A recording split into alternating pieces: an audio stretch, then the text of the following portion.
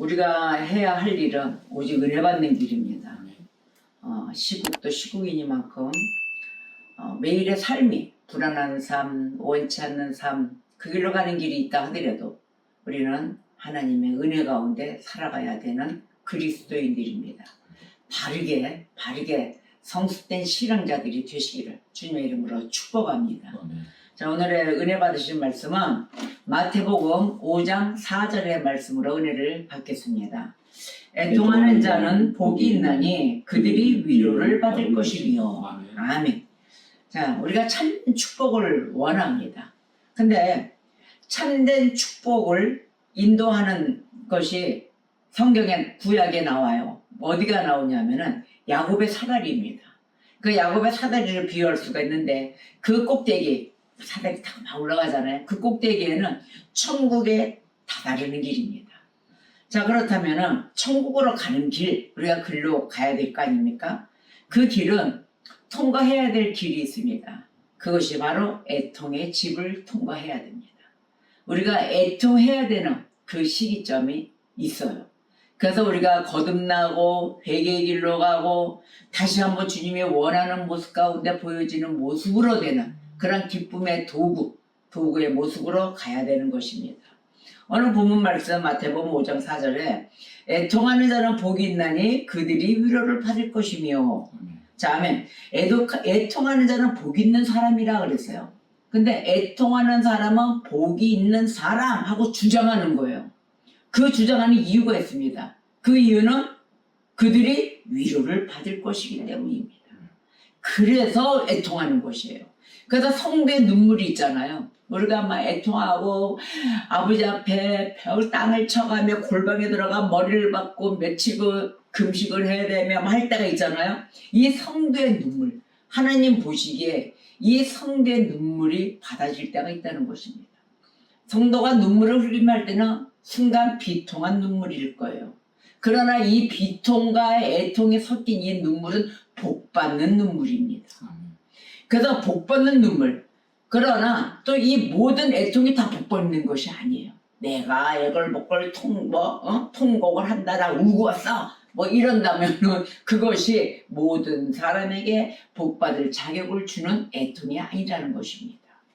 자, 그렇다면 애통의 종류를 봐야 되겠어요. 애통의 종류. 사람을 복받게 만드는 것이 있어요. 또 반면에 복받는 것과는 아주 거리가 먼 육적인 애통, 또 마귀적인 악마 같은 애통이 있습니다. 그러면 육적인 애통, 그건 우리가 언제 올까요? 그건 말 그대로 우리가 외적인 손실을 손해봤을 때, 손실이 나고 어마어마하게 갖고 있던 재산이 다 바닷물에 밀려 나가듯이 다 없어졌다든지 사기를 당했다든지 이런 외적인 손실이 있잖아요. 그때 슬퍼합니다. 이것이 육적인 애통이에요. 하여튼 내가 내 주변에 다 손해봤을 때. 자, 그러면 그러한 곳은 어떻게 해서 이러한 육적인 손실이 오느냐, 외적인 손실이 오느냐. 자, 이것은 야고보서 1장 15절에 나와 있어요. 욕심이 잉태한 즉 죄를 낳고 죄가 장성한 즉 사망을 낳느니라. 아멘. 이 말씀 가운데 다 내포되어 있습니다. 우리가 욕심 부려서는 안 된다는 거예요. 하나님 주신 것에 감사하며 살아야지라는 말은 잘해요. 잘하는데 그것은 남한테, 자기는 다 욕심 부려놓고 남한테 괜히 넌 내 거 욕심 부리지 마라 이런 뜻을 하는 거예요. 그러니까 그러한 거 말고 모든 거를 총괄적으로 보는 눈이 있어야 될 것입니다. 내 자신에게 나한테 이야기하십시오. 욕심이 잉태하면 안 됩니다. 죄를 낳게 돼요. 욕심이 죄. 죄에서 뭐예요? 죄가 자라나면 사망을 낳느니라. 자, 그러면 악마 같은 애통이 있습니다. 악마 같은 애통은 사람이 자기의 그 순수하지 못한 정욕이 있어요. 그 정욕을 만족시킬 수가 없으니까 우르짖는 거예요. 그러니까 늑대 울음소리가 나온다 그러잖아요. 우우 이를 갈면서 나오는 이런 울음. 이것은 마귀 같은 것입니다. 그럼 우리가 이 나쁜 것 2개 다 뺐어요. 다 빼고 복받는 영적인 애통이 있습니다. 복받는 영적인 애통을 봐야 되는데 이 복받는 영적인 애통에는 자신의 죄가 보여요. 그래서 자신의 죄를 또 자신의 죄에 대해서 있었던 그 비참한 모습, 그 모습까지 다 보여서 그걸 보고 애통해하는 거예요. 너무 부끄러워하는 거죠. 죄는 그래서 눈물이 필요한 거예요. 그 눈물은 어디서 나오냐면 진짜 믿음의 눈물에서 하나님의 자비를 구하는 눈물인 것입니다. 그냥 나오는 눈물이 아니에요. 순수하지 못하고 그냥 계산 있고 눈물로 그냥 주어 짜내면 어떻게 주님이 좀 봐주지 않을까, 뭐 이런 계산적인 게 아닙니다. 오직 내가 죄를 발견을 하면은 이게 복음적인 영적인 애통이 일어나요. 그래서 하나님 눈물로 나를 씻어주시옵소서 주님께 자비를 구하는 것입니다. 근데 거짓된 애통은 어떤 애통인가 봤더니 절망을 줍니다. 이 거짓된 애통에는. 그 예를 들면은 성경에 가룟 유다가 있습니다. 예수님을 팔았죠. 가룟 유다에 대한 이야기는 마태복음 27장 3절에서 5절 사이를 여러분은 보십시오. 가룟 유다는 자신의 죄를 깨달았어요. 예수님을 팔고 난 다음에. 근데 깨달았지만 하나님께 나아가서 용서를 구하지 않았습니다. 자, 그런 다음에 절망 속에서 극단적인 선택을 하죠. 생명에 이르는 참된 회개가 일어나야 되는데 그것이 아니라 죽음에 이르는 단순한 그냥 후회였어요. 그래서 회개와 후회, 용서 이거 다릅니다. 용서를 빌었다 아니에요. 회개는 확실한 회개가 이루어지는 거예요. 그러니까 가룟 유다가 결국은 절망 속에서 극단적인 선택을 해버렸죠. 위선적인 애통이 있어요. 위선적인 애통의 대표자 사울 왕입니다. 사울 왕은 사무엘 그 선지자 앞에서 자신의 죄에 대해서 진정으로 애통하지 않았어요. 자, 사울은 처음에 믿음이 없었을까요? 믿음이 있었어요. 믿음이 있고 하나님 믿는 자였어요. 그래서 처음에 상당히 겸손했습니다. 그 겸손했던 사울 왕, 사울이 점점 교만해지기 시작을 합니다. 하나님의 자리에 올라가죠. 그러고 난 다음에 하나님의 말씀에 순종하지 않습니다. 하나님은 뭐라고 얘기하셨을까요? 사무엘상 15장 22절에 제사보다 순종을 더 원하신다 그랬어요. 그런 하나님 앞에 사울은 순종은 하지는 않고 다윗을 질투하고 시기하고 결국은 어떻게 됐어요? 자신을 파멸로 이끌어갑니다. 이 하나님을 떠난 사울은 결국은 악한 영에 시달려요. 그래서 결국 절망 속으로 비참한 최후를 맞이하죠. 이것이 사울왕의 모습입니다. 또 하나는 하나님의 심판 때문에 억지로 애통한 자가 있어요. 그 대표자가 가인입니다. 가인은 아담과 하와의 첫째 아들이에요. 그런데 이 첫째 아들이 동생 아벨을 질투함으로 인하여 최초의 살인을 저지릅니다. 최초의 살인자죠. 그 인물이죠. 여러분 이 이야기를 창세기 4장에서 보십시오. 창세기 4장 9절 이하 말씀이요. 9절 이하 12절에 이렇게 이야기합니다. 하나님이 가인이 아벨을 죽였어요. 그러자 하나님이 묻습니다. 너의 아우 아벨이 어디 있느냐? 이렇게 물으셨어요. 그랬더니 가인이 답하기를 내가 뭐 내 아우를 지키는 자입니까? 이렇게 얘기를 했어요. 자, 이 답한 가인에게 하나님은 저주를 선언합니다. 그러자 가인이 13절 이하 말씀에 16절에 이렇게 이야기합니다. 하나님의 벌이 너무 커요 라고 호소를 해요. 너무 큽니다. 가인이 형벌을 두려워하고 무서워했죠. 그러자 하나님은 그래도 내가 난 아들이고 불쌍히 여기시사 보호의 표를 주십니다. 사람들이 내가 이렇게 살인자로 나가말지 나를 다 죽일 거 아닙니까? 이렇게 얘기를 해요. 그러니까 창세기 4장 15절에 가인을 죽이는 자는 벌을 7배나 받으리라 하시고 가인에게 표를 주사 그를 만나는 모든 사람에게서 죽임을 면하게 하시니라. 아멘. 사랑의 하나님, 보호의 하나님, 이 가인이 어디 가서 죽지 못하게끔 보호의 표를 주셨잖아요. 회개할 기회를 주신 것이 아닌가 저는 그렇게 생각을 합니다. 우리는 악한 것을 보면은 왜 빨리 하나님은 벌해 주시지 않을까? 불법을 행하는 자들은 왜 하나님 아직까지 이렇게 고통을 주실까? 또 한편으로 보았을 때 그 불법을 행하는 자들은 수치도 모르고 이미 하나님 밖에 나와 있습니다. 그러나 하나님의 계획은 우리가 알 수가 없으나 그래도 믿는 자들에게 더 믿음이 돈독이 서도록 하나님 앞에 더 나아올 수 있도록 연단을 주신다 하고 시편의 말씀이 나와 있습니다. 우리는 끝까지 주님을 믿는다 하면은 하나님의 역사 앞에 무릎 꿇어 애통의 눈물로 기도해야 될 것입니다.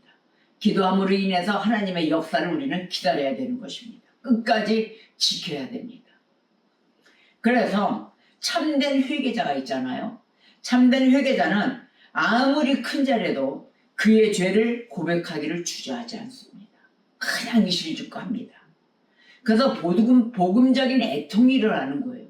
나를 뒤늦히지 않고 즉각적으로 하나님 앞에 순종하며 무릎 꿇어 애통해 했을 때, 그때 복음적인 애통이 일어나면은 개개인의 죄를 먼저 애통합니다. 하나님께 고백을 합니다. 우리는 일반적인 죄에 대해서 용서를 받기 전에 죄에 대한 회개가 먼저 일어나야 되는 것입니다. 진실은 회개한 눈물, 그 눈물이 믿음의 눈에서 떨어져야 된다고 했습니다. 가짜적인 그런 계산적인 눈에서 떨어지는 것은 진정한 회개의 눈물이 아닌 거예요. 그렇게 해서 일어나는 눈물, 자, 진정한 믿음의 눈에서 일어났어요. 그럼 내 자신의 죄를 먼저 미워해요. 그리고 죄에서 떠나고 그 죄를 증오하며 혐오하게 되는 것입니다. 애통하는 자들은 이 현재에서 성령의 위로하심을 통하고 내세에서는 주님의 기쁨에 동참하는 그것을 통해서 위로를 받을 것입니다. 우리는 이 위로를 꼭 현세와 내세에서 받아야 되는 것입니다. 고린도후서 7장 10절에 하나님의 뜻대로 하는 근심은 후회할 것이 없는 구원에 이르게 하는 회개를 이루는 것이요 세상 근심은 사망을 이루는 것이니라. 아멘. 말씀에 별표가 필요한 말씀입니다. 자, 그러면 애통에 반대되는 것이 있어요. 그것은 굳은 마음입니다. 마음이 굳은 것은 죄를 영혼에 대해서 이 회개할 수 있는 그 영혼이 없어지게끔 단단히 묶어버립니다. 그게 굳은 마음이에요. 이것은 사람을 어디로 안내라고 견인을 하냐면 진노. 하나님의 진노 아래에 이끌어갑니다. 그래서 인을 쳐버리죠. 화인 맞았다 이러잖아요. 진노 아래로 인을 쳐버립니다. 그래서 죄가 극악해서가 아니라 마음이 굳어져서 지옥에 떨어지는 것을 말하는 거예요. 무섭죠? 그 눈물이 메말라 있는 자들, 아무런 감각이 없는 자들 보십시오. 우리가 눈물이 상당히 필요한 자들입니다. 우리는 눈물을 흘려야 돼요. 눈물이 나와야지 감성과 감수성과 생각과 모든 것이 움직이고 있다는 것이에요. 살아있다는 것을 증명하는 것이죠. 자, 죄가 성령에 대항해서 성령이 자비를 베풀 수 있도록 만들어야 되는데, 이 굳어진 마음은 성령이 자비를 베풀 수 없도록 해요. 무섭습니다. 마음이 굳어진 죄인, 이 죄인은 회개가 불가능하기 때문입니다. 죄를 위한 눈물, 이건 복된 눈물이에요. 자, 그렇다면 우리의 부패를 소독하는 눈물이에요. 이 눈물이 지금 이 시국이 아닌가 싶습니다. 눈물이 필요한 시국입니다. 그래서 죄에 대한 애통이 우리를 진노로부터 지켜주는 유일한 길입니다. 자복해야 합니다. 회개의 눈물은 양심을 갉아먹고 있는 죄의 집단을 파괴시킵니다. 예레미야 애가를 보겠어요. 예레미야 애가서 1장 16절에 이로 말미암아 내가 우니 내 눈에 눈물이 물같이 흘러내리며 나를 위로하여 내 생명을 회복시켜줄 자를 멀리 떠났음이로다.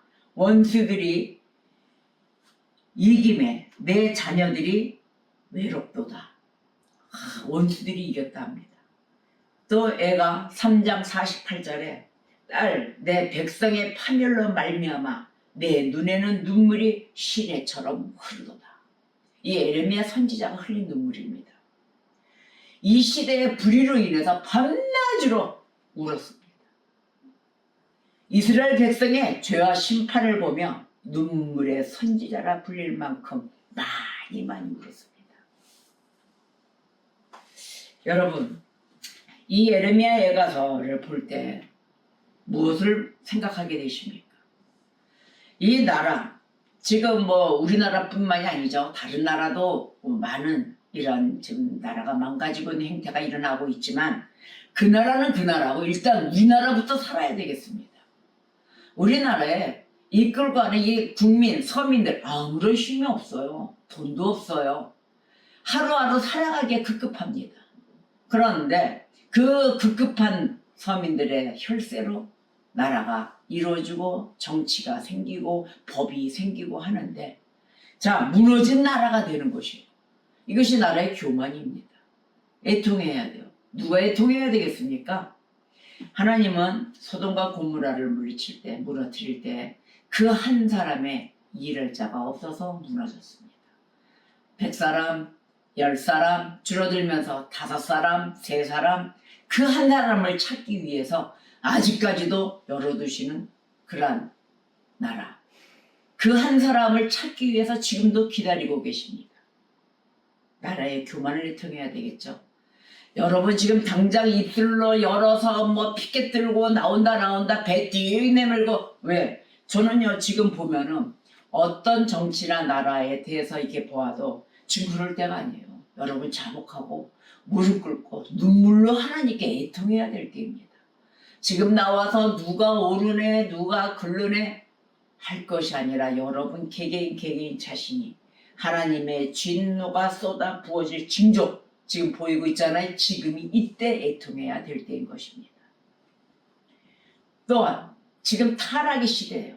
부끄러운 타락 아닙니까? 너무도 창피해요. 자긍심, 나라에 대한 자긍심 너무 부끄러워요. 내세울 게 없습니다.